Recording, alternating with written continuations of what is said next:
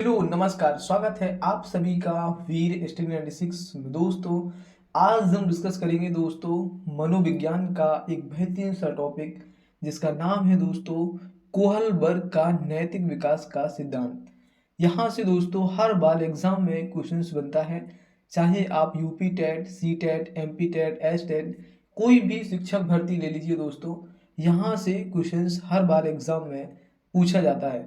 तो चलिए आज हम इसकी देखेंगे संपूर्ण थ्योरी के बारे में और उनसे बनने वाले क्वेश्चंस के बारे में, कैसे क्वेश्चंस बनता है, कहाँ से एग्जामिनर क्वेश्चंस पूछता है।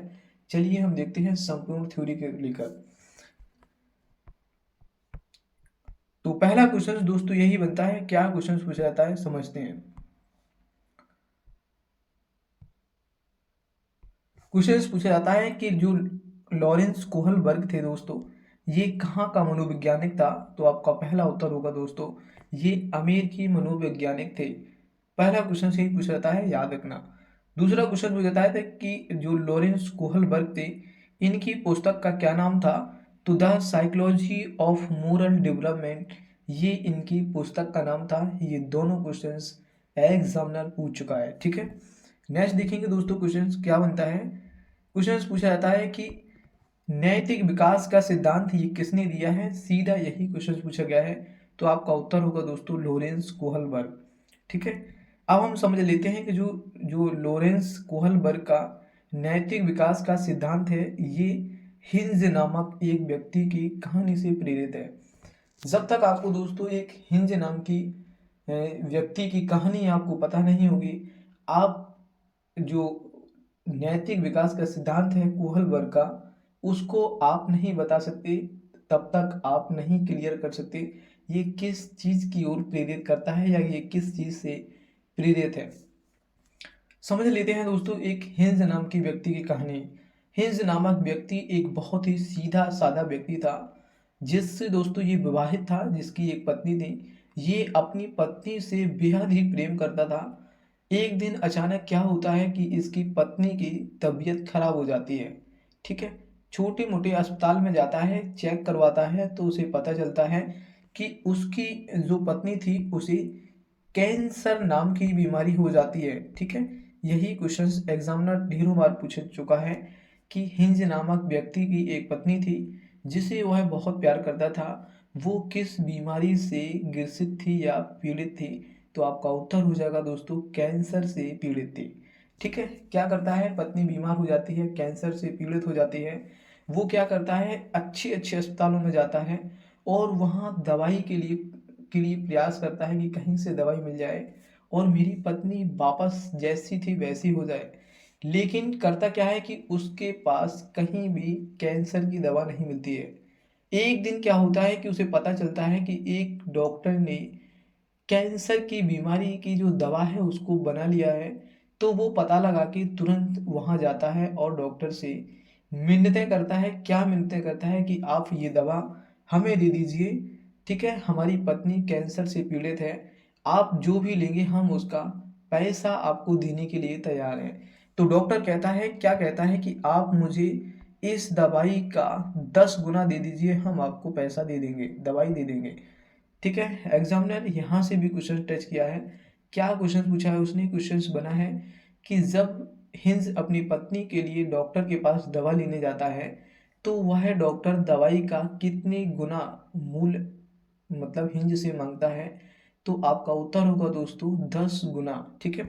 लेकिन हिंज जैसे ही यह सुनता है, घर वापस आता है, वो अपने गहने वगैरह जो भी उसकी चीज़ें थी उधार या किसी से लेना लेन देन जो भी उसका सिस्टम हो, वो अपना कितना करता है, इस दवाई का 50% ही जुटा पाता है, पैसा कर ही नहीं पाता जितना उसने मांगा था, ठीक है। मायूस होके वापस घर आ जाता है। जैसे ही वो घर आता है, तो वो क्या करता है दोस्तों, सोचता है क्यों ना इस दवाई को चुरा लिया जाए।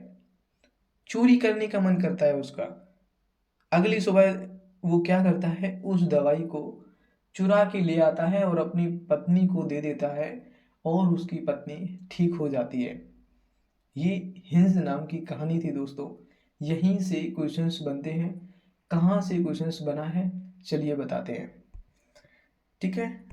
जैसे ही हिंज की पत्नी ठीक होती है, तो तभी तो एक और मतलब स्टेटमेंट लिखा हुआ है, क्या लिखा हुआ है, कोहलबर्ग ने कहा कि विकास सीधी रेखा में नहीं, विकास परिणाम है। किसका परिणाम है? नैतिक दुविधा का और नैतिक तर्कणा का। अब आप हमें ये बताइए कि क्या हिंज गलत था या सही था?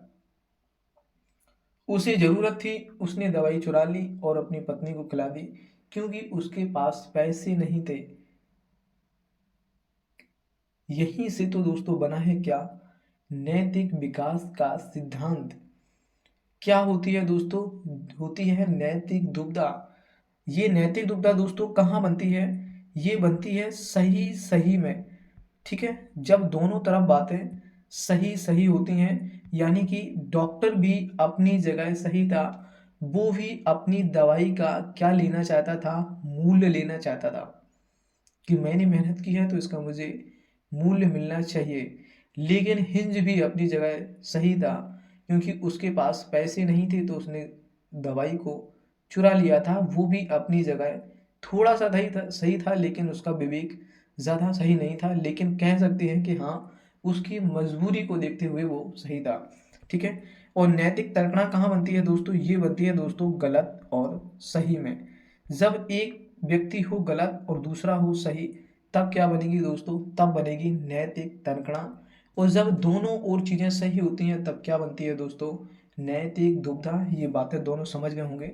चलिए देखते हैं अगले नंबर की ओर। क्वेश्चंस यहाँ से भी उसने टच किया है। क्या क्वेश्चन पूछा है कि लॉरेंस कोहलबर्ग ने नैतिक विकास का जो सिद्धांत दिया था, उन्होंने किस वर्ष के बालकों पर अध्ययन किया है? तो आपका उत्तर होगा दोस्तों 10 से 16 वर्ष तक के बालकों पर। ठीक है, ये क्वेश्चंस भी है। नेक्स्ट क्वेश्चन दोस्तों क्या बना है, एग्जामिनर पूछता है, क्या पूछता है कि कोहलबर्ग ने नैतिक विकास के सिद्धांत की कितनी अवस्थाएं दी हैं? तो आपका उत्तर होगा दोस्तों 3 अवस्थाएं दी हैं। इन तीनों अवस्थाओं की दो दो उप अवस्थाएं भी हैं, याद रखना। ठीक है, चलिए देखते हैं हम कौन कौन सी 3 अवस्थाएं हैं।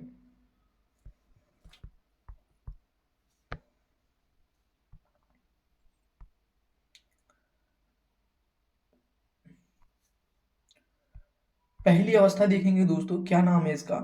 पूर्व नैतिक अवस्था या पूर्ण रूढ़वादी अवस्था या पूर्व परंपरागत अवस्था। ठीक है, इसे इंग्लिश में बोलते हैं प्री मोरल स्टेज। और ये कितने वर्ष के बालकों पे अध्ययन करके दिया गया है? 4 से 10 वर्ष के बालकों पर। ठीक है, पूछ सकता है आपसे, क्या पूछेगा कि पूर्व नैतिक अवस्था का जो सिद्धांत है वो कितने वर्ष के बालकों पे लागू होता है? तो 4 से 10 वर्ष तक के। या पूर्व परंपरागत अवस्था कितने वर्ष के बालकों पे है? तो 4 से 10 वर्ष के बालकों पे। ठीक है, याद रखना ये दोनों क्वेश्चंस पूछे गए हैं। ठीक है, अब इनकी दो दो अवस्थाएं होती हैं दोस्तों, मैंने बताया था। कौन कौन सी दो अवस्थाएं होती हैं, चलिए समझ लेते हैं। पहली अवस्था है दोस्तों, क्या कहता है कि अहम केंद्रित अवस्था। दूसरी है दोस्तों दंड एवं अनुशासन की अवस्था। ठीक है, यानी कि पूर्व परंपरागत अवस्था थी। इसकी दो अवस्थाएं थी दोस्तों। कौन कौन सी अवस्थाएं थी? एक थी अहम केंद्रित अवस्था और दंड एवं अनुशासन की अवस्था। जब ये अहम केंद्रित अवस्था है तो दोस्तों मेरे हिसाब से जो मेरा बनाया हुआ है पासवर्ड है, इसका नाम है दोस्तों स्वार्थपन, यानी कि सेल्फिश, अपने अंदर स्वार्थी होना। ठीक है, अब एक 4 से 10 वर्ष का बच्चा है, उसे हम स्वार्थी भी नहीं बोल सकते, लेकिन कुछ ऐसी हैबिटें होती हैं जिन्हें हम कह सकते हैं कि हाँ ये सेल्फनेस है। ठीक है, आपने देखा होगा दोस्तों, जैसे किसी घर परिवार में 3 4 बच्चे होते हैं तो पापा कुछ टॉफी या आइसक्रीम ले आते हैं। ठीक है, जैसे ही वो आइसक्रीम ले आते हैं तो वो आइसक्रीम का डिब्बा किसे दे देते हैं? सबसे छोटे वाले बच्चे को दे देते हैं, जो महज 3 से 4 वर्ष का है। उसको दे दिया डब्बा। वो क्या करता है? वो डब्बा अपने पीछे कौरिया लेता है और इधर उधर घूमता फिरता है। ठीक है, किसी को कुछ नहीं देता है। बड़ा भाई है उससे, वो भी मांग रहा है हमें दे दो, नहीं देंगे। वो तो लाए हो, नहीं देंगे हम, खत्म हो गई, बउआ ले गया, है ना, ऐसे करता है, बिल्ली ले गई। क्या है ये सब? वो नहीं देना चाहता। बहन आती है, उसको भी नहीं देता, भगा देती है, जाओ नहीं है, चलो हटो हटो। ठीक है, ये सब क्या है, ये है स्वार्थपन। बच्चा स्वार्थी हो गया, वो किसी को कुछ नहीं देना चाहता, सब अपन खा रहा है, खा तो नहीं रहा है, खिला रहा है, थोड़ी खा रहा है, थोड़ी खिला रहा है। ठीक है, ये सब देखा होगा अपने घर में, इन सभी में देखा होगा, ये एक जेन्युइन उदाहरण है। ठीक है, जो सभी ने देखा होगा। ठीक है, क्या कहता है बच्चा, सारी आइसक्रीम मुझे दे दो, मैं किसी को नहीं दूंगा। ठीक है, ये कैसी अवस्था होती है दोस्तों, अहम केंद्रित अवस्था होती है। ठीक है, जिसमें बच्चा खुद में ही कहता है कि ये सारी चीज़ मुझे दे दो। ठीक है, जब उसके पापा ये हरकत देखते हैं, मतलब दूसरी अवस्था आती है, कौन सी अवस्था होती है, दंड एवं अनुशासन की अवस्था। जैसे ही उसे माता पिता देखते हैं, ठीक है, तो इसे नियंत्रित करने का प्रयास करते हैं। क्या करते हैं दोस्तों, दंड देंगे अपने बच्चे को। किसके लिए दोस्तों दंड दिया जाता है, अनुशासन के लिए, कि बच्चे में सुधार आ जाए। जैसे ही वो देखते हैं अपने बच्चे को कि ये कर रहा है, किसी को नहीं दे रहा है, तो क्या करते हैं, डांटते हैं, कहते थे एक सापट मारेंगे सही हो जाओगे, थप्पड़ मारेंगे सही हो जाओगे, चलो दो उसको। तो बच्चा डर जाता है और एक टॉफी, एक आइसक्रीम बड़ी दीदी को और भैया को दे देता है, कहते थे ले ले जाओ। ठीक है, ये क्या करता है दोस्तों, ये इससे दोस्तों क्या होगा, माता पिता के नियंत्रण में आ गया बच्चा। ठीक है, किससे आया दोस्तों, दंड से आता है, यानी कि दंड दिया जाता है किसके लिए, अनुशासन के लिए। ठीक है, लिखा हुआ है कि दूसरों का हिस्सा लेना गलत बात है दोस्तों, ये बताया जाता है बच्चे को। ठीक है, समझ गए होंगे दोस्तों। अब हम बताते हैं आपको कि नैतिक दुविधा दोस्तों यहाँ बनी थी, कैसे बनी थी दोस्तों, समझते हैं। ये जो नैतिक दुविधा है दोस्तों, ये बनती है सही और सही में। क्या बच्चा अपनी जगह सही था, क्या बच्चे को इतनी समझ थी कि इसकी कोई चीज आती है ये सबको देनी चाहिए, या ये बड़ी दीदी को, ये बड़ी पापा को, ये बड़ी चाची को, ये बड़ी दीदी को, ये बड़ी भाई को। बच्चे में नहीं थी दोस्तों क्या नैतिकता। एक मासूम सा बच्चा था 3 से 4 वर्ष का, उसमें कहाँ से आएगी इतनी नैतिकता कि कोई पापा चीज ले आते हैं तो उसे ये सबको देनी होती है। तो बच्चा तो गलत नहीं था अपनी जगह, बच्चा बिल्कुल सही था अपनी जगह।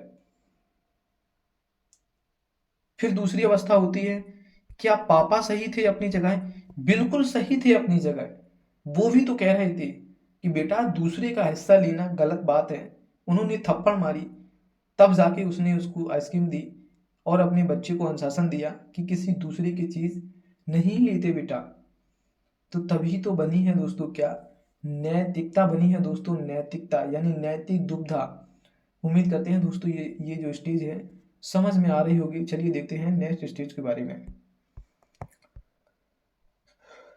दूसरी है दोस्तों स्टेज, क्या नाम है इसका, नैतिक अवस्था, रूढ़वादी अवस्था और परंपरागत अवस्था। ठीक है, इसे बोलते हैं अंग्रेजी में मोरल स्टेज। यह प्रयोग की गई है दोस्तों 10 से 13 वर्ष तक के बच्चों पर। इसकी भी दोस्तों दो अवस्थाएं हैं, कौन कौन सी अवस्थाएं हैं समझते हैं।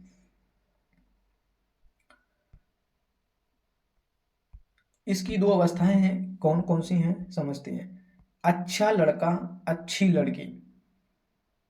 अपने हिसाब से कोड में क्या होगा दोस्तों, यानी कि अनुकरण, यानी कि फॉलो करना। ठीक है, समझते हैं, एक आध उदाहरण देते हैं जनरल जो आप सभी ने देखे होंगे। एक शर्मा जी के लड़के हैं जो सुबह उठते हैं, पढ़ते हैं, तैयारी करते हैं, उनका सिलेक्शन पुलिस में हो गया है। और एक मेरे पापा हैं, वो यही कहते रहते हैं पढ़े रहो, सोते रहो, कुछ करना धरना है नहीं। देखो शर्मा जी का लड़का पुलिस में लग गया है, अच्छी नौकरी कर रहा है, तुम कुछ नहीं करोगे, तुम शर्मा जी के लड़के की तरह क्यों नहीं बनते, क्यों नहीं पुलिस की तैयारी करते, क्यों नहीं सीटेट की तैयारी करते, क्यों नहीं टेट निकालते, क्यों नहीं मास्टर बनना चाहते, तुम क्या नहीं करना चाहते, मुझे समझ नहीं आता। दिन भर घर में डरे रहते हो, पड़े रहते हो, कुछ काम धंधा नहीं करते, ऐसे कैसे गुजारा होगा, क्या करोगे तुम, उसकी तरह क्यों नहीं बनते, इसकी तरह क्यों नहीं बनते। हमारे पिताजी कहते हैं अनुकरण करने को, फॉलो करने को, कि आप इसकी तरह बनिए, ऐसा करिए वैसा करिए। तो क्या करेंगे हम, फॉलो करेंगे। मतलब अच्छा लड़का, अच्छी लड़की। आपको अच्छा लड़का बनना है, आपको अच्छा बनना है, सबकी नज़रों में अच्छा बनना है, सबकी नज़रों में अच्छी लड़की बनना है।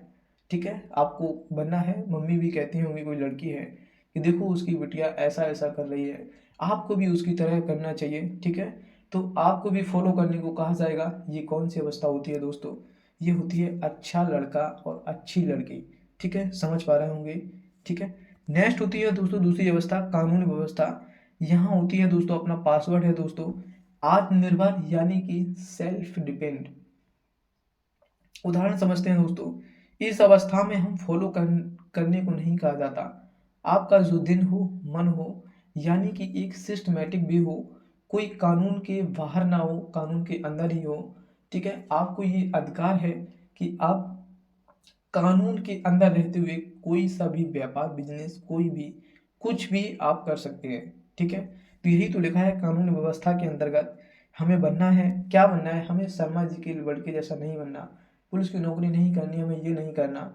हमें जो समझ में आएगा, हमें जो अच्छा लगेगा हम वो करेंगे, लेकिन किसके अंदर करेंगे दोस्तों? कानून व्यवस्था के अंदर रह के करेंगे। आई होप ये दोनों स्टेजें समझ गए होंगे। चलिए देख लेते हैं दोस्तों हम तीसरी स्टेज के बारे में, और ये कोहल बल की लास्ट स्टेज है दोस्तों, ठीक है। थोड़ी सी भी मेहनत अच्छी लग रही हो तो प्लीज़ चैनल को सब्सक्राइब कर लें। उत्तर नैतिक अवस्था, उत्तर रूढ़िवादी और उत्तर परंपरागत अवस्था, ठीक है। तीसरी अवस्था है दोस्तों, समझते हैं ये कितनी, इसे बोलते हैं पास्ट मोरल स्टेज। 13 से 16 वर्ष तक के बच्चों में यह प्रयोग किया गया, ठीक है। समझते हैं दोस्तों, यहाँ भी दो अवस्थाएं हैं। कौन कौन सी दो अवस्थाएं हैं समझता हूँ। पहली अवस्था है दोस्तों सामाजिक अनुबंधन, और दूसरी अवस्था है सार्वभौमिक नैतिकता, ठीक है। अब सामाजिक अनुबंधन क्या है दोस्तों? पासवर्ड है अपना अपना अपना स्वार्थ साधना, यानी कि सामाजिक अनुबंधन यानी कि सोशल बॉन्ड, ठीक है। अब हम तुम्हें एक दो एग्जांपल लेके चलेंगे, समझते हैं। एक घर में दोस्तों दो चोर जाते हैं।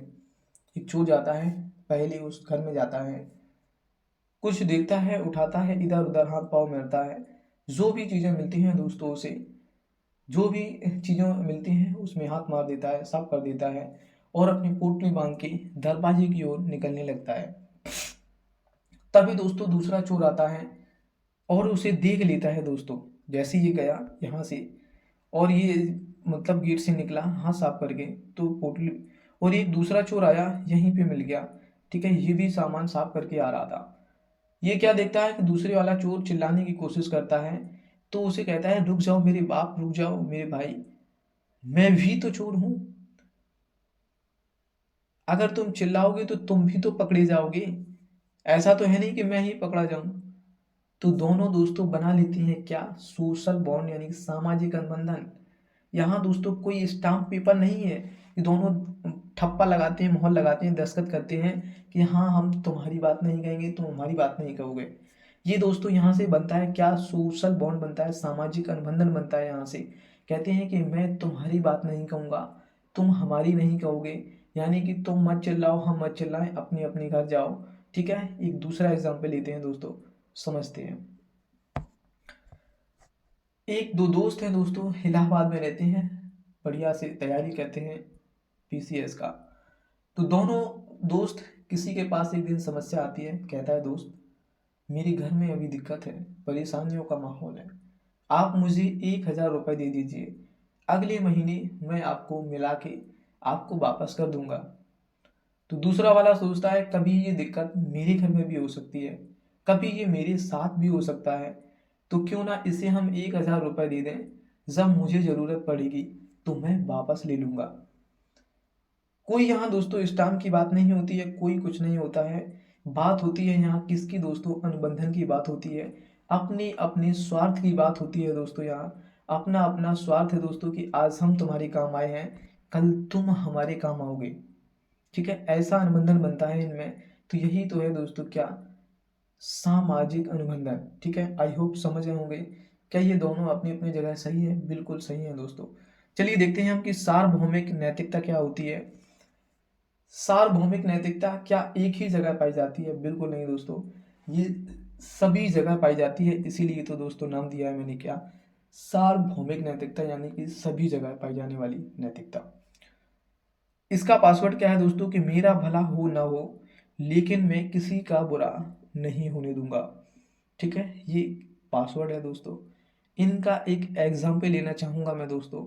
आप समझदार होंगे, जैसे नाम सुना होगा मदर टेरेसा का, महात्मा गांधी का, सुभाष चंद्र बोस का, ठीक है, भगत सिंह का।